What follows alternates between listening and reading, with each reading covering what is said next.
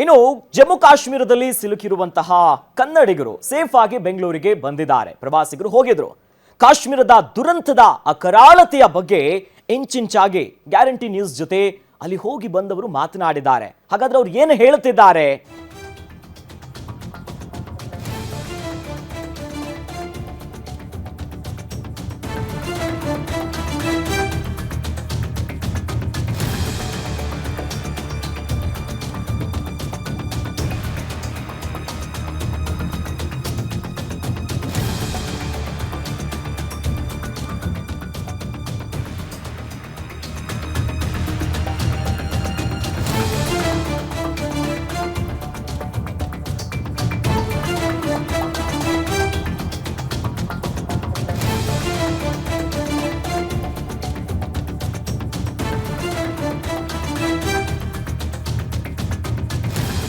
Guarantee ನ್ಯೂಸ್ಗೆ ಕಾಶ್ಮೀರದಿಂದ ಬಂದವರು ಏನು ಹೇಳಿದ್ದಾರೆ?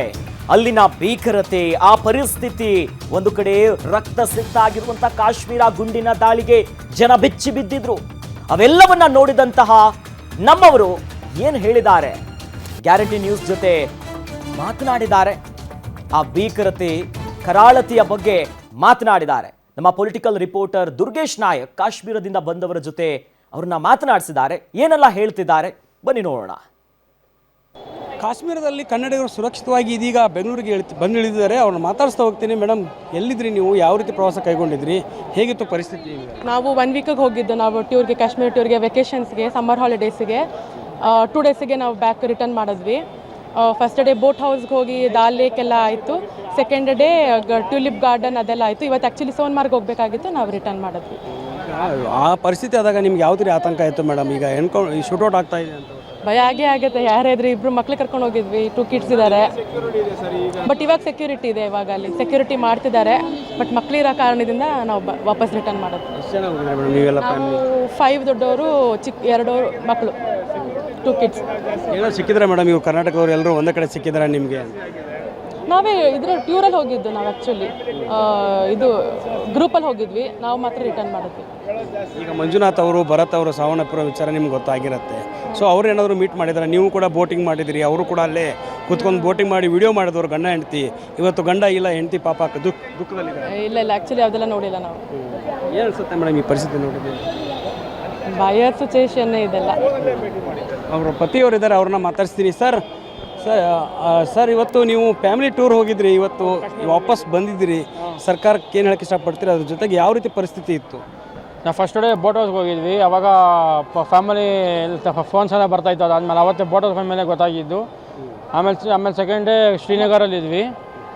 ಅದಾದಮೇಲೆ ಫಸ್ಟ್ ಬೋಟ್ ಹೌಸಲ್ಲಿ ಸ್ವಲ್ಪ ಫ್ಯಾಮಿಲಿ ಎಲ್ಲ ಫೋನ್ ಮಾಡಿ ಟೆನ್ಷನ್ ಮಾಡಿದ್ರು. ಅದಕ್ಕೆ ರಿಟರ್ನ್ ಬಂದುಬಿಟ್ವಿ. ನಮ್ದು ರಿಟರ್ನ್ ಡೇ 28 ಇದ್ದಿದ್ದು ಅಷ್ಟೇ. ಇವಾಗ ಫ್ಲೈಟಲ್ಲಿ ಬಂದ್ರಲ್ಲ, ಯಾವ ರೀತಿ ಸರ್ಕಾರ ನಿಮಗೆಲ್ಲ ಅನುಕೂಲ ಮಾಡ್ತೀವಿ? ಸಿಕ್ಕಾಪಟ್ಟೆ ಅನುಕೂಲ ಮಾಡಿಕೊಟ್ರು.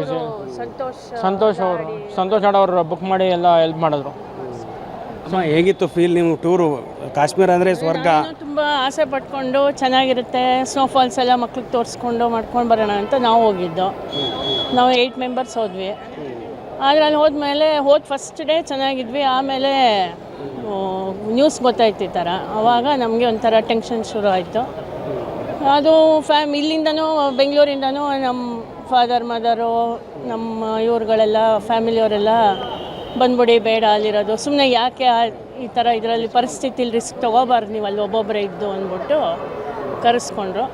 ಇವರು ಸಂತೋಷ್ ಲಾಡಿ ಅವರದು ಇದಿದ್ದು ಫ್ಲೈಟ್ ಇದು ಮಾಡಿಕೊಟ್ರಲ್ಲ, ಅದರಿಂದ ನಮಗೆ ನಾವು ಅಲ್ಲಿ ಬುಕ್ ಮಾಡ್ಕೊಂಡ್ವಿ. ಹೇಗೆ ಸಂಪರ್ಕ ಮಾಡಿದ್ರು ಮೇಡಮ್? ಅಧಿಕಾರಿಗಳೆಲ್ಲ ಹೇಗೆ ಸಂಪರ್ಕ ಮಾಡಿದ್ರು? ಅವರು ಫಸ್ಟು ನಮ್ಗೆ ಇಲ್ಲಿಂದ ನಾವು ನ್ಯೂಸ್ ನೋಡ್ತಿದ್ದಲ್ಲ, ಅದರದ್ದು ನಂಬರ್ ಇದಾಯಿತು. ನಂಬರ್ ಡಿಸ್ಪ್ಲೇ ನೋಡಿಕೊಂಡು ನಾವು ಫೋನ್ ಮಾಡಿದ್ವಿ ಅವ್ರಿಗೆ. ಸೊ ಅವರು ಅದಕ್ಕೆ ರೆಸ್ಪಾನ್ಸ್ ತಕ್ಷಣ ಮಾಡಿದ್ರು. ಅವರು ಫುಲ್ ನಾವು ಇಲ್ಲಿಂದ ಹೇಳ್ತಿದ್ದಂಗೆ ನಮ್ಮದು ಆಧಾರ್ ಕಾರ್ಡು, ನಮ್ಮದು ಹಳೆ ನಮ್ದು ಆಗಿದ್ದ ಟಿಕೆಟ್ಸ್ಗಳು ಅವೆಲ್ಲ ಸೆಂಡ್ ಮಾಡಿ ಅಂದರು. ಎಲ್ಲ ರೆಡಿ ಮಾಡಿಸ್ಬಿಟ್ಟು ಅದೇನು ನಮಗೆ ಅನ್ನಿಸ್ಲೇ ಇಲ್ಲ. ಒಂದು 2 ಅವರ್ಸ್ಗೆಲ್ಲ ಅವರು ತಿರ್ಗಾ ಟಿಕೆಟ್ ನನಗೆ ಕೊಡಿಸು ಇದು ವಾಪಸ್ ಬಂದಿದ್ದೀರಿ ಮೇಡಮ್, ಎಷ್ಟು ಖುಷಿ ಇದೆ? ಅದೇ ಎಲ್ಲ ತಿರ್ಗಾ ನಮ್ಮೂರಿಗೆ ನಮ್ಮೂರೇ ನಮಗೆ ಚಂದ ಅನ್ನಂಗೆ ಅನ್ನಿಸ್ತಾ ಇದೆ. ಈಗ ಇದೆಲ್ಲ ನೋಡಿದ್ರೆ ಎಷ್ಟಿರೋದು ದೂರದ ಬಟ್ ನುಣ್ಣಿಗೆನೆ ನಮ್ಮೂರು ನಮಗೆ ಚಂದ. ಇದಿಷ್ಟು ಕಾಶ್ಮೀರ. ಯಾವಾಗ ಹೋಗಿದ್ರಿ ಇಲ್ಲಿಂದ ಕರ್ನಾಟಕದಿಂದ ಕಾಶ್ಮೀರಕ್ಕೆ? ನಾವು 1 ವೀಕ್ ಆಗೋ ಹೋಗಿದ್ವಿ. ನಮ್ಮದು ಟ್ರಿಪ್ ಲಾಸ್ಟ್ ಡೇನೇ ಇತ್ತು ನೆನ್ನೆ. Today morning R flight was schedule and we could see everything and ಚೆನ್ನಾಗೇ ಇತ್ತು ನಮ್ಮದು ಟೂರ್. ಏನು ಸ್ಕೇರಿ ಲಾಸ್ಟ್ ಮೂಮೆಂಟ್ ತನಕನೂ ಇರಲಿಲ್ಲ. ನ್ಯೂಸ್ ಬಂತು ಆವಾಗ ಸ್ವಲ್ಪ ಸ್ಕೇರಿ ಆಗಿದ್ವಿ, ಆದರೆ ರೋಡ್ ಮೇಲೆ ಬಂದ ಮೇಲೆ ಏನು ಹಂಗೆ ಅನಿಸಿಲ್ಲ. ಸಾಕಷ್ಟು ಈಗ 3-4 ಜನ ಸತ್ತೋಗಿದ್ದಾರೆ, ನಮ್ಮ 3 ಜನ ಸತ್ತೋಗಿದ್ದಾರೆ. ಆ ಟೈಮಿಗೆ ಯಾವ ಥರ ಇತ್ತು?